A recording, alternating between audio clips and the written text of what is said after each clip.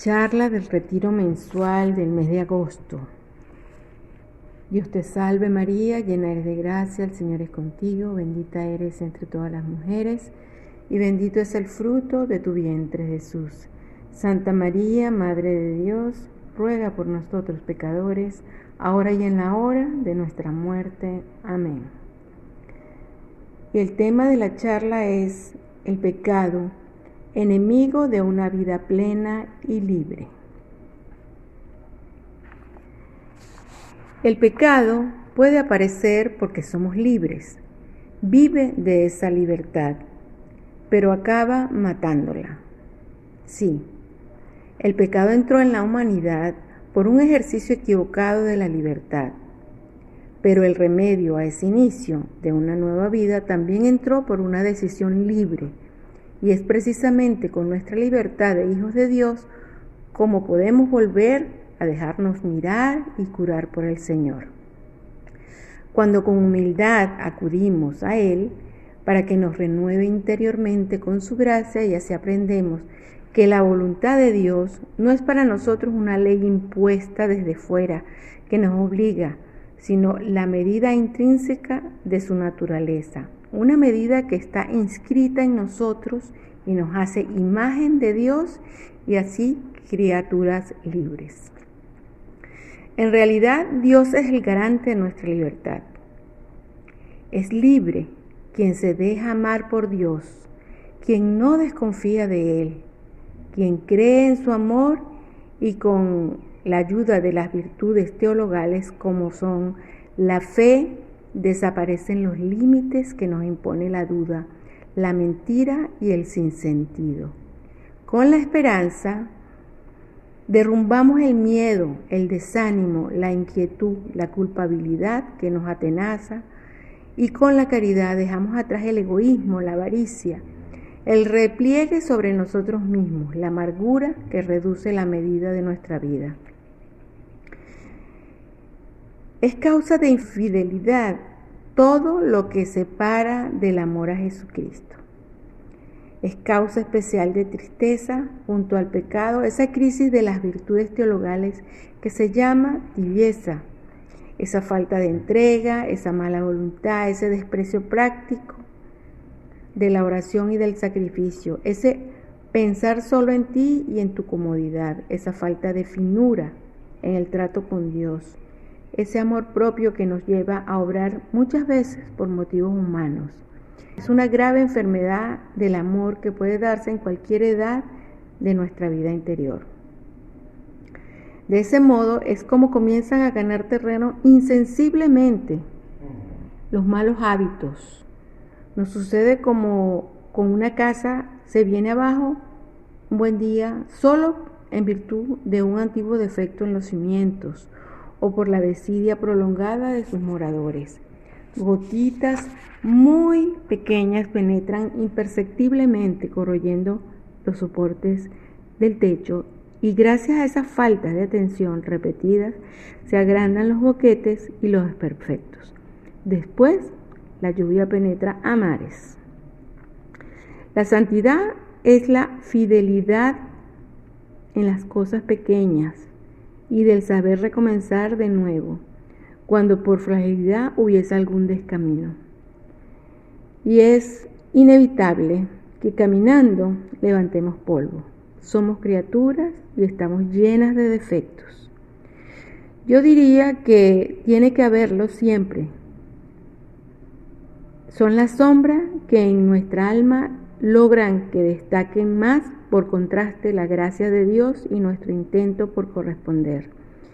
Y ese claro oscuro nos hará más humanos, humildes, comprensivos, generosas. El Señor cuenta con esos defectos y errores de nuestra vida. Conoce bien nuestra debilidad, que está en todo momento dispuesto a darnos las ayudas necesarias. Sin embargo, la aceptación de estas faltas y pecados sin lucha para no cometerlos y sin contrición, si se ha caído en ellos, significa la muerte de la vida interior. Por eso es necesario nuestro esfuerzo personal continuo y la acción de la gracia para evitar el abandono y la desidia, y así acercarnos a Dios y asegurarnos una permanente juventud interior. Bueno, ahora vamos a hacer alguna consideración del pecado desde nuestra filiación divina. El pecado personal sabemos que es un acto, palabra o deseo contrario a la ley eterna. Esto significa que es un acto humano, pues requiere nuestra libertad y se expresa en actos externos o internos. Y es el único mal en sentido pleno, porque los demás males, por ejemplo, la enfermedad en sí misma, no nos aparta de Dios, aunque ciertamente nos prive de algún bien. Si el pecado entró en la humanidad por un ejercicio equivocado de la libertad, como lo dije antes, ese hágase en mí según tu palabra que pronunció la Virgen María abrió una nueva etapa en la historia. El Hijo de Dios bajó a la tierra para entregar su vida en un acto supremo de libertad, por estar originado en el amor. Nuestro conocimiento de Dios es lo que hace nacer en nosotros ese sentido de pecado y no a la inversa. No alcanzaremos a comprender el pecado original y sus consecuencias mientras no percibamos, en primer lugar, la bondad de Dios al crearnos, así como la grandeza de nuestro destino. Sabemos que por la desobediencia de un solo hombre, todos fuimos constituidos pecadores. Y dice San Pablo, ciertamente esta realidad es difícil de comprender, incluso es un poco escandalosa para la conciencia actual. Si yo no hice nada, ¿por qué voy a cargar con ese pecado? Y sí, el pecado es la causa del estado en que nos encontramos, por la mala herencia recibida. Por eso, ¿cuántas veces nos proponemos hacer algo que luego no hacemos? Como por ejemplo tratar a los demás con dulzura, nos enfadamos con nuestros padres o con el cónyuge, nos quejamos del trabajo, nos proponemos ayudar a un enfermo o acompañar con generosidad a los más vulnerables, o hablar bien de los demás y alegrarnos con sus éxitos, o también hablar bien de los demás y alegrarnos con sus éxitos, o mirar con limpieza de corazón a las personas.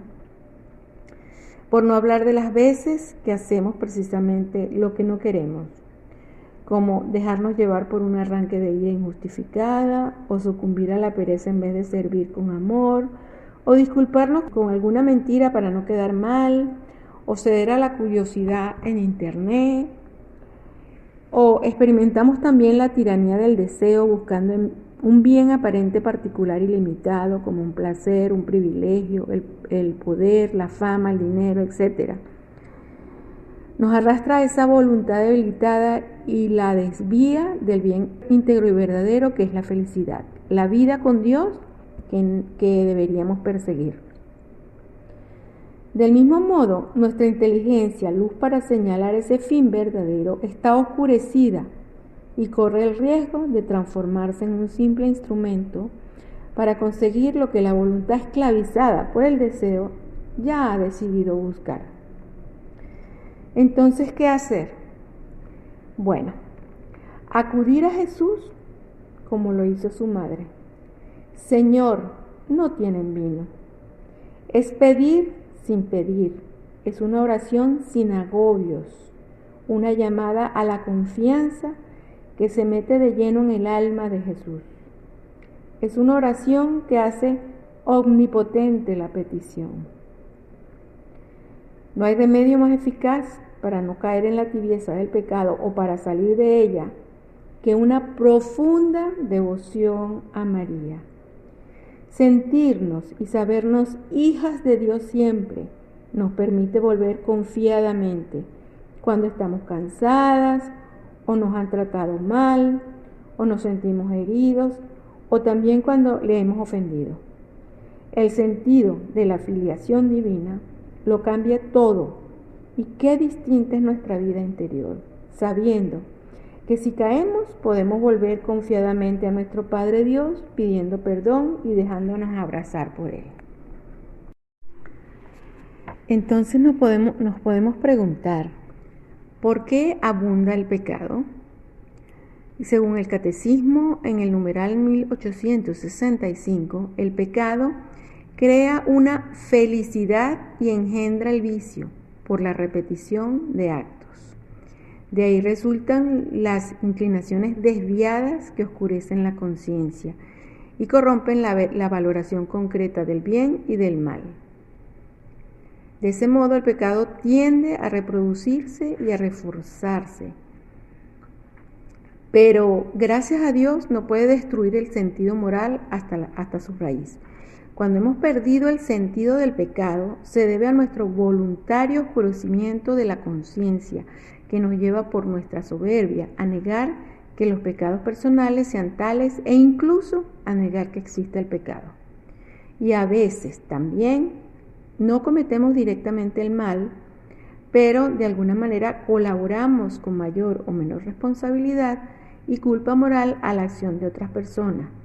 Sabemos que el pecado es un acto personal, pero nosotras tenemos una responsabilidad en los pecados cometidos por otros cuando cooperamos con ellos participando directa o voluntariamente, aprobándolos o no impidiéndolos. No debemos desesperarnos. No hay ninguna enfermedad que sea incurable para Cristo. No hay problema que no tenga solución. Solo necesitamos acercarnos a Él con confianza y dejarnos curar. Es médico y cura nuestro egoísmo si dejamos que su gracia penetre hasta el fondo del alma. Jesús nos ha advertido que la peor enfermedad es la hipocresía, el orgullo que lleva a disimular los propios pecados. Y en estos días de confinamiento, nosotros tenemos un poco difícil acudir a la confesión. Tal vez esté aún lejos el momento del retorno a la normalidad y mucho más difícil con la frecuencia que quizás nos gustaría hacerla. Las restricciones de la circulación física de las personas pueden comportar el retraso por un tiempo indeterminado. Sin embargo, cuando nos ve arrepentidos, quiere introducirnos en la antesala del cielo y aspira a que disfrutemos del gozo que embarga a Dios cada vez que un pecador decide volver a casa. Esta contrariedad junto a otras que estamos viviendo son también un modo de crecer para adentro, y es bueno recordar que el Señor nos da su gracia para santificarnos también en estas circunstancias de incertidumbre, y no podemos dudar nunca que si acudimos a Él contritos y humillados, siempre nos perdonará, porque por grande que haya sido nuestra fragilidad. No es fácil imaginar la emoción y el asombro de los discípulos al escuchar por primera vez la historia del hijo pródigo. Debió sorprenderle la desproporción entre la desfachatez del hijo pequeño y el cariño del padre, o la reacción airada de su hermano mayor. El hijo menor añora su casa. ¿Cuántos jornaleros de mi padre tienen pan abundante mientras yo aquí me muero de hambre? Aunque no piense en la angustia y el dolor del padre, no exige el perdón. ¿Cómo va a hacer eso? Pues él lo implora, espera y confía en la bondad de su padre. Y eso ya es un primer cambio en su corazón. A nosotras nos pasa a veces algo parecido. Luchamos por confesarnos con la regularidad que hace bien a nuestra alma. Somos conscientes de cuánto bien nos hace y la alegría que nos da una confesión contrita. Es verdad que no la consideramos un derecho ante Dios, no faltaría más. Nadie tiene el derecho al perdón. Estamos convencidas de que todo es gracia. Sentimos la necesidad de pedir perdón a Dios, quizás incluso aumentada en estos tiempos.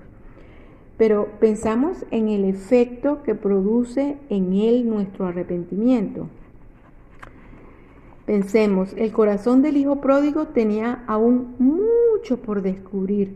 Cuando aún estaba lejos, le vio su padre y se compadeció y salió corriendo a su encuentro y le cubrió de besos. Ante un Dios que corre hacia nosotros, no podemos callarnos y le diremos: Abba Pater, Padre, Padre mío. Y al Papa Francisco le gusta contar una historia que cuenta la vida de un gran santo, San Jerónimo, que tenía muy mal genio. Trató de ser manso y había logrado dominar su forma de ser. y así ofrecía al Señor tantas cosas y le preguntaba: ¿qué más quieres de mí? Jesús le contestó: todavía no me has dado todo. ¿Y qué más quieres? ¿Qué falta? Dame tus pecados, tus debilidades y te curaré. Tú sigue adelante. Pero saber todo esto puede que no sea suficiente en algún momento para restaurar la paz y la alegría en nuestros corazones. Es entonces el turno de nuestra Madre, de sus caricias que todo lo arreglan. Llama a tu Madre, Santa María, con fe y abandono.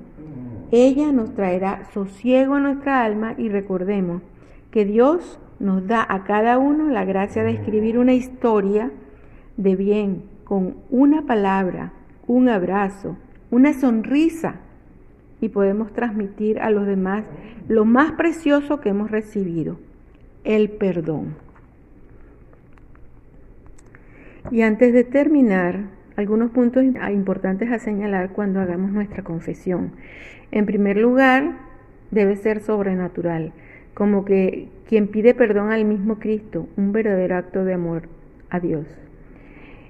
Ordinariamente, no muchas palabras, las necesarias para decir con humildad nuestras faltas y pecados. Evitemos confesiones impersonales, vagas, llenas de generalidades. Así evitamos el amor propio.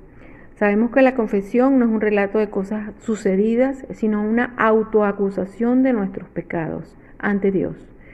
Huir del demonio mudo, sinceridad, sin justificarnos. Nuestra confesión debe ser también alegre, ya que nos espera el Padre con los brazos abiertos. Sigue el arrepentimiento, se recupera la esperanza. Toda confesión significa una conversión. Amemos la confesión frecuente, que es un síntoma claro de nuestra delicadeza interior de amor a Dios. Y recordemos que el Señor nos ha dejado todos los medios para salvarnos.